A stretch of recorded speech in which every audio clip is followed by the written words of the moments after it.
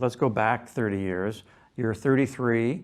You are working at Aird and Burles. You're a partner there for nearly 5 years, but you always had this desire to be an entrepreneur, go out on your own. So where did that drive come from? What was that ambition? What was that spark to create what has become this multi-billion-dollar business?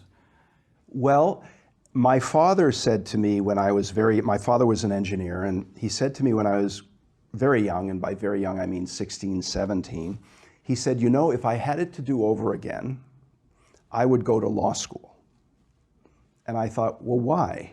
My dad was a professional manager and had a successful career. I said, why? And he said, it seems to be such a versatile training. Lawyers seem to have been able to parlay that training into political careers, into government careers, into business, into journalism, into all different walks of life, and I would like to have had that flexible training.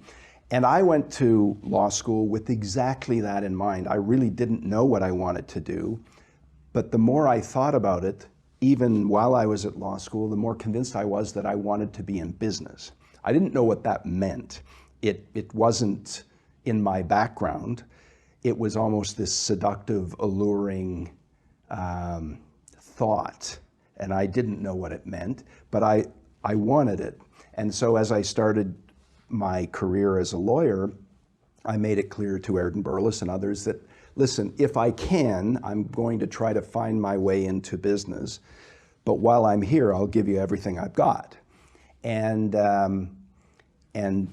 Aird and Burles was perfectly happy with that trade, and in fact, I probably became much more valuable to Aird and Burles as a client than I was as a lawyer. Right. But I just had this almost immature, poorly understood notion that I wanted to be in business.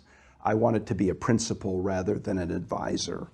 And I was fortunate at Aird and Burles to work for a number of real estate organizations. I was a corporate securities lawyer, but we did work for a number of real estate organizations, and through them, I got a little bit of insight into what the realities of real estate were. And I've always, I think, been observant of and acutely sensitive to the physical environment. So it just gave a little bit of dimension to what I wanted, and I was lucky enough in '88 to put together a very small group with some capital and to start in the business as nothing more than an inspired amateur. And really, I was lucky in two respects, not to go on too long, but the first 18 months of our business occurred during the tail end of the boom. So we got a feel for what success was like, because for 18 months we did really, really well.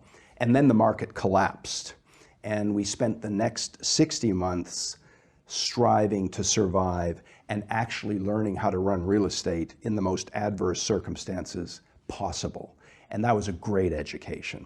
So I had a vague aspiration, which became a little more informed through the practice of law, but ultimately only became fully informed when we went through total collapse, and we managed to survive.